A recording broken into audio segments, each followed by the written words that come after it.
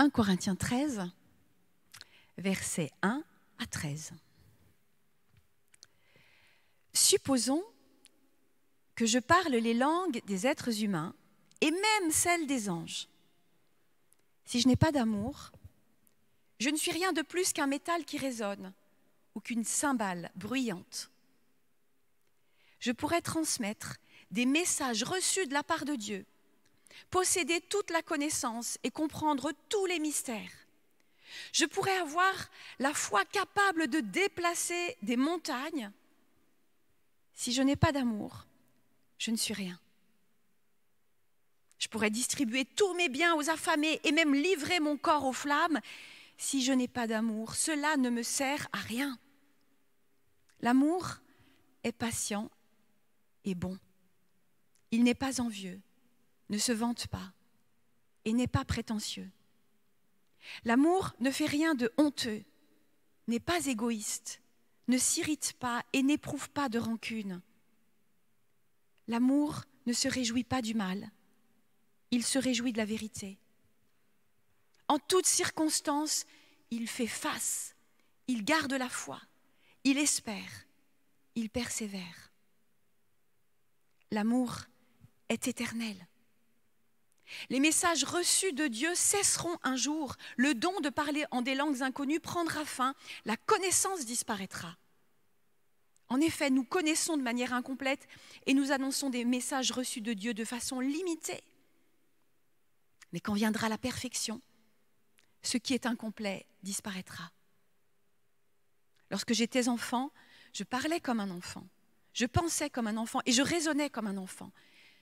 Mais une fois devenue adulte, j'ai abandonné tout ce qui est propre à l'enfant. À présent, nous ne voyons qu'une image confuse, pareille à celle d'un vieux miroir, mais alors nous verrons face à face. À présent, je ne connais que de façon incomplète, mais alors je connaîtrai Dieu complètement, comme lui-même me connaît. Maintenant, ces trois choses demeurent. La foi, l'espérance et l'amour. Mais la plus grande des trois est l'amour. Amen.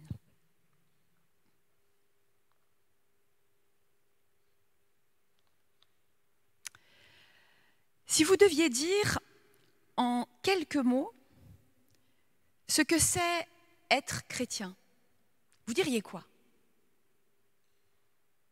Ce n'est pas une colle, hein, c'est une vraie question.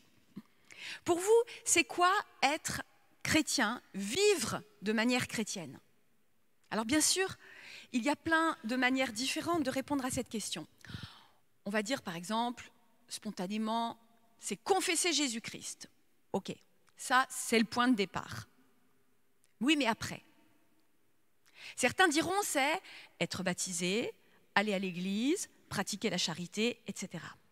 D'autres diront plutôt « Ah non, c'est guérir les malades, chasser les démons, ressusciter les morts. » D'autres encore diront « C'est avoir la foi en Jésus, une foi capable de déplacer les montagnes, ou bien c'est faire le bien autour de soi. » Peut-être que c'est un peu tout ça. Ou pas. En fait, c'est à cette question, précisément, que l'apôtre Paul répond dans ce passage de la première lettre qu'il écrit aux Corinthiens. Qu'est-ce que c'est être chrétien ? Étonnamment. Et voyez le problème, c'est que trop souvent, nous, on lit ce passage de 1 Corinthiens 13 comme un texte isolé. Vous savez, une espèce d'envolée lyrique de Paul sur l'amour avec un grand A, lui qui est resté célibataire toute sa vie. Mais en réalité, on est au milieu d'une lettre. C'est un passage qui fait partie d'un tout, et notamment d'un débat entre Paul et les chrétiens de la jeune église de Corinthe. Alors évidemment, pour comprendre vraiment ce que Paul est en train de dire, il faut replacer ces lignes dans leur contexte. Parce que nous, quand on lit 1 Corinthiens 13, je peux recevoir des visions ou des messages de la part de Dieu. Si je n'ai pas l'amour, je ne suis rien. L'amour est patient, l'amour ne juge pas, l'amour ne se vante pas, et blablabla. En fait, on ne réalise pas à quel point ces paroles sont choquantes. 1 Corinthiens 13, ça n'est pas juste un hymne à l'amour, c'est une véritable bombe, en fait. Provocateur, explosif, radical. Voilà ce qu'est ce texte. Et je crois que ça nous fait du bien, ça peut nous faire du bien à nous aussi aujourd'hui, de redécouvrir à quel point ces versets sur l'amour sont explosifs, provocateurs et radicaux. À quel point ces versets nous obligent à repenser notre vie chrétienne. Mais pour ça, il faut faire l'effort de prendre son billet pour Corinthe et d'aller revisiter cette ville au milieu du 1er siècle de notre ère. Corinthe. Corinthe, c'est une ville, je ne sais pas si vous situez, mais c'est une ville qui est située dans la partie nord de la péninsule grecque, dans cette étroite petite bande de terre qui relie le Péloponnèse à la Grèce continentale. En fait, si vous regardez sur une carte, c'est un lieu hyper stratégique, un lieu idéal pour le commerce. C'est une sorte de passage obligé par la route et par la mer. Alors, Corinthe, c'est une ville très ancienne, mais qui a été détruite en 150 avant Jésus-Christ et qui, malgré cette destruction, va ressusciter comme un champignon sous l'Empire romain. En moins de 100 ans, la ville est reconstruite et elle est devenue l'une des plus prospères et florissantes de la Grèce, un vrai pôle économique et culturel.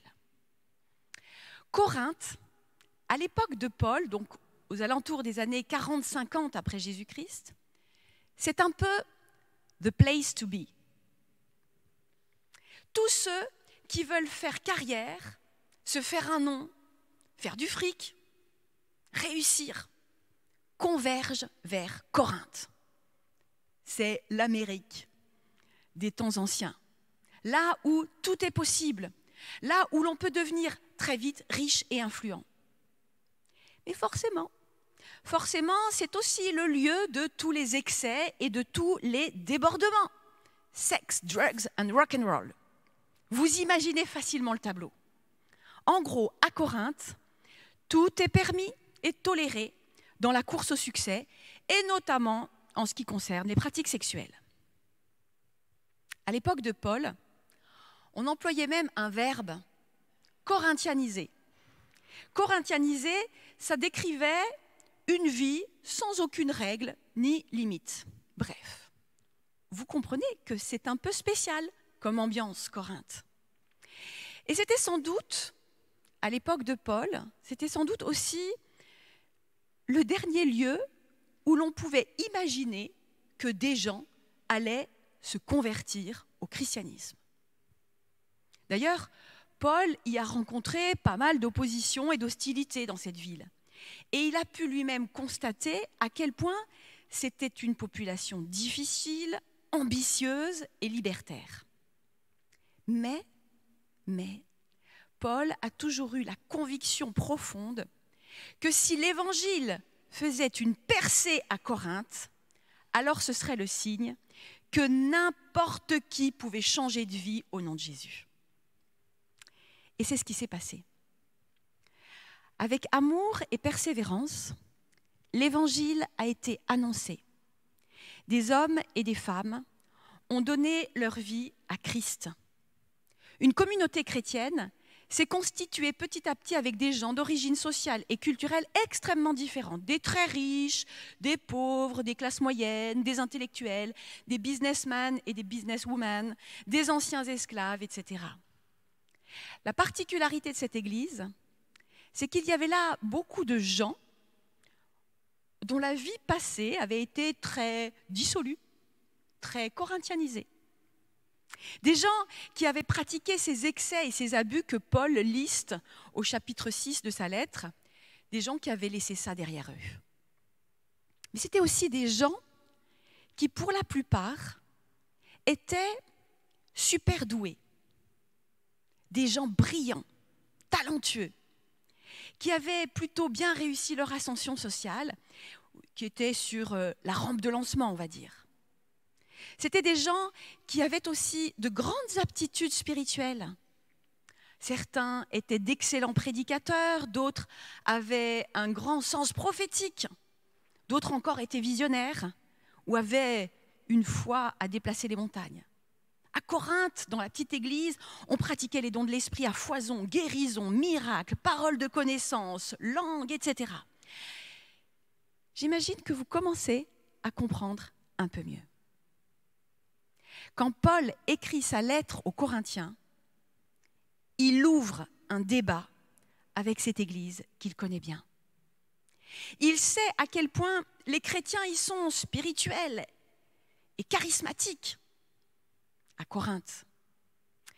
Mais il a aussi vu l'envers de la médaille. Il a vu aussi dans cette communauté des rivalités, des jalousies, du légalisme, de l'orgueil, des conflits à n'en pas finir. Mais comment est-ce possible? Oui, c'est ça la question. Comment les chrétiens peuvent-ils être à la fois si charismatiques ou si spirituels et en même temps si durs et si méchants entre eux? Et c'est une vraie question pour nous aussi.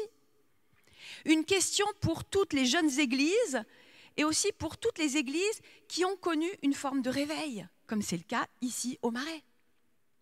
Une question qui nous ramène à l'essentiel. Qu'est-ce qui fait critère pour une vie chrétienne authentique? Et c'est pour répondre à cette question que Paul écrit ces quelques lignes en maniant la provocation.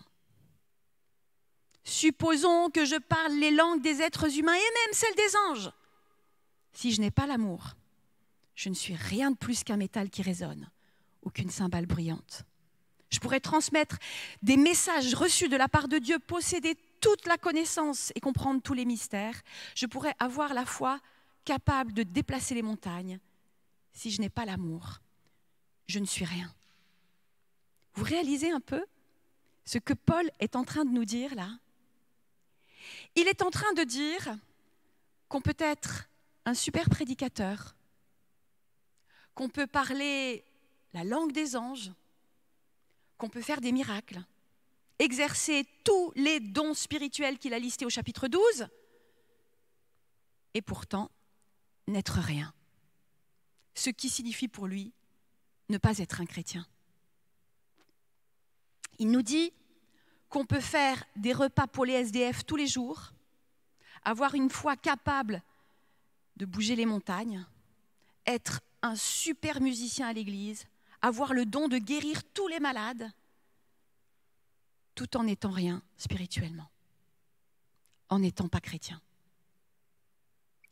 Avouez que c'est quand même super déroutant et choquant. Paul vient de faire la liste des dons accordés par le Saint-Esprit juste avant, dons de guérison, dons de langue, dons de prophétie, etc. Et c'est un peu comme s'il remettait tout en question, juste après. Oui, tout ça, tous ces dons, c'est génial. Mais est-ce que vous réalisez que vous pouvez avoir ces dons sans pour autant être chrétien? Et c'est vrai. Oui, c'est vrai. Parce que dans la Bible, on a des exemples de gens qui avaient des dons spirituels sans avoir donné leur cœur au Seigneur. Et c'est vrai aussi parce que si vous regardez autour de vous, eh bien vous verrez que les chrétiens ne sont pas les seuls à faire des miracles et à exercer des dons spirituels. En vrai, il y a des guérisseurs, des rebouteux, des thérapeutes qui font des guérisons sans prononcer le nom de Jésus. Ils ne sont pas chrétiens. Ils n'ont pas donné leur vie à Jésus. Dieu n'agit pas dans ce monde qu'à travers les chrétiens. Et oui. Et heureusement. Parce que sinon, son action serait quand même un peu limitée. Alors, on peut avoir reçu un charisme de l'esprit, mais ce n'est pas ça qui fait de nous un chrétien. Parce que ce n'est pas ce don qui change notre vie et notre cœur en profondeur. La seule chose qui change vraiment le cœur d'un homme, c'est l'amour. Voilà ce que dit Paul. Si je n'ai pas l'amour, je ne suis rien. L'amour, nous dit Paul, est bien plus puissant en termes de miracles que tout ce qu'on nous décrit dans les livres d'édification chrétienne ou que vous avez vu dans des conventions charismatiques. Seul l'amour peut transformer la vie d'une personne. Seul l'amour peut susciter une conversion. Seul l'amour peut susciter un changement radical dans sa manière de vivre. Et les Corinthiens étaient censés le savoir parce que, précisément, ils revenaient de très loin. L'amour a quelque chose de surnaturel, bien plus encore que les miracles, les paroles de connaissance et les prophéties. On n'est pas chrétien parce qu'on fait des miracles, on est chrétien parce que l'amour de Dieu nous a touchés et transformés en profondeur. Parce que son pardon nous a guéris et restaurés, comme on l'a entendu tout à l'heure. Parce que sa grâce nous a sauvés. Vous comprenez ? Et quand on a expérimenté la puissance d'un tel amour dans nos existences cabossées et chaotiques, alors là, ça change la donne. Ça change la donne parce que ça produit du fruit. Ce qu'on appelle le fruit de la repentance ou le fruit de l'esprit. Quand on a été vraiment touché par l'amour de Dieu, notre vie change et on commence à vivre des tas de miracles. Le miracle de la patience au lieu de l'agacement. Le miracle de la bienveillance au lieu de la rivalité. Le miracle du pardon au lieu de la condamnation. Le miracle de l'humilité à la place de l'orgueil. Le miracle de la vérité à la place des faux-semblants, etc., etc. L'amour est patient et bon. Il n'est pas envieux. Il ne se vante pas. Il n'est pas prétentieux. L'amour ne fait rien de honteux. Il n'est pas égoïste. Il ne s'irrite pas. Il n'éprouve pas de rancune. L'amour ne se réjouit pas du mal. Il se réjouit de la vérité. En toutes circonstances, il fait face. Il garde la foi. Il espère. Il persévère. Tout ça est bien plus miraculeux et surnaturel que n'importe quel miracle de guérison. Et c'est ce que Paul veut démontrer aux super chrétiens de Corinthe. Et c'est aussi ce que l'histoire du christianisme nous rappelle sans cesse.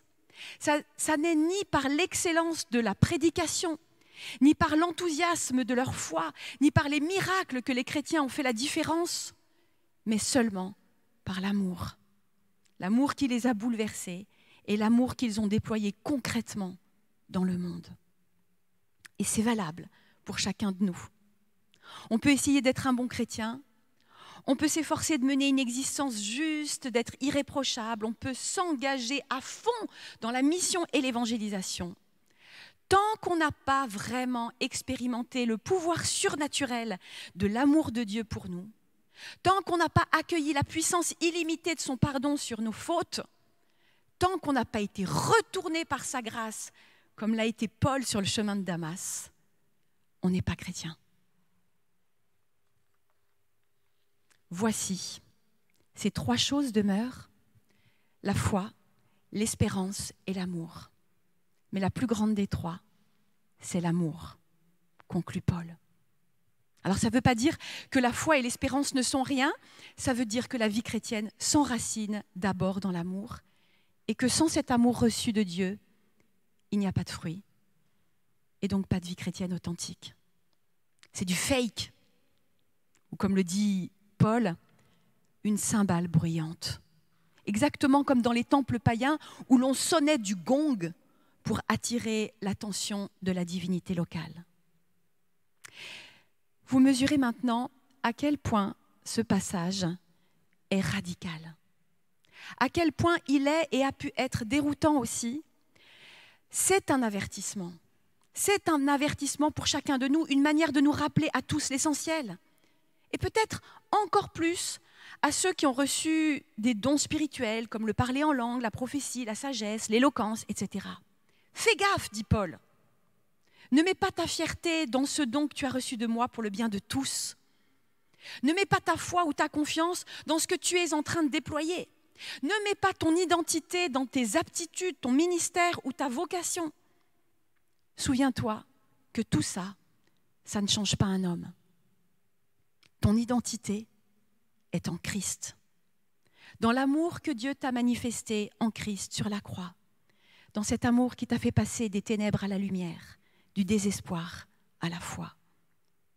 Ne te fais pas avoir à croire que parce que tu es un bon évangéliste, un super priant, un prophète ou un sage, que tu es un bon chrétien. En vérité, si tu n'as pas ou plus d'amour, tu n'es rien.